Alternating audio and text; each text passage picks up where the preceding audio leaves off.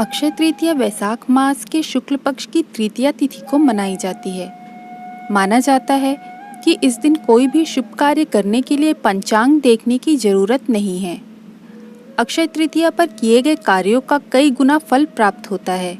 इस साल अक्षय तृतीया पर शनि की चाल बदलना भी एक विशेष घटना है, जिसका प्रभाव सभी राशियों पर अगले 6 महीने तक देखने को मिलेगा।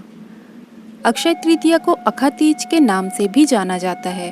पुराणों में बताया गया है कि यह बहुत ही पुण्यदायी तिथि है। इस दिन किए गए दान पुण्य के बारे में मान्यता है कि जो कुछ भी पुण्य कार्य इस दिन पर किए जाते हैं उनका फल अक्षय होता है, यानी कई जन्मों तक इसका लाभ मिलता है। हिंदू धर्म में अक्षय तृतीया को लेकर कई मान्यताएं हैं, जिसमें से कुछ निम्न हैं। पहला, भगवान विष्णु के छठे अवतार माने जाने वाले भगवान परशुराम का जन्म अक्षय तृतीया को हुआ था। परशुराम ने महर्षि जमदाग्नि और माता रेणुका देवी के घर जन्म लिया था। यही कारण है कि अक्षय तृतीया के दिन भगवान विष्णु की उपासना की जाती है। इस दिन परशुराम जी की पूजा करने का भी विधान है।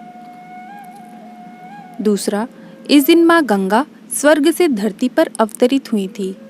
राजा भागीरथ ने गंगा को धरती पर अवतरित कराने के लिए हजारों वर्ष तक तप कर उन्हें धरती पर लाए थे। इस दिन पवित्र गंगा में डुबकी लगाने से मनुष्य के सारे पाप नष्ट हो जाते हैं। तीसरा, इस दिन माँ अन्नपूर्णा का जन्मदिन भी मनाया जाता है। इस दिन गरीबों को खाना खिलाया जाता है और भंडारे भी किए जाते हैं। माँ अन्नपूर्णा के पूजन से रसोई तथा भोजन में स्वाद बढ़ जाता है। चौथा, अक्षय तृतीया के अवसर पर ही महर्षि वेद व्यास जी ने महाभारत लिखना शुरू किया था। महाभारत को 5वें वेद के रूप में माना जाता है। इसी में श्रीमद् भगवद गीता भी समाहित है। अक्षय तृतीया के दिन श्रीमद् भगवद गीता के 18वें अध्याय का पाठ जरूर करना चाहिए।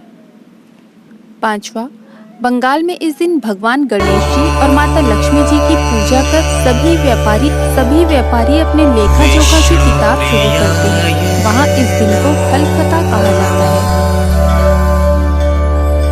छठवा, भगवान शंकर जी ने इस दिन भगवान कुबेर और माता लक्ष्मी की पूजा अर्चना करने की सलाह दी थी, जिसके बाद से अक्षय तृतीया के दिन माता लक्ष्मी की पूजा की जाती है और यह परंपरा आज तक चली आ रही है।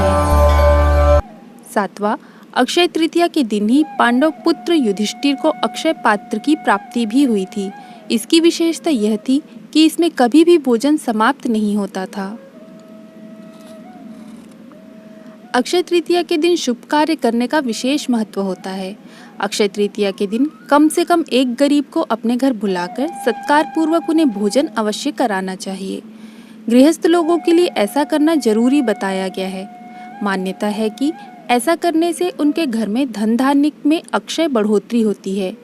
अक्षय तृतीया के पावन अवसर पर हमें धार्मिक कार्यों के लिए अपनी कमाई का कुछ हिस्सा दान जरूर करना चाहिए।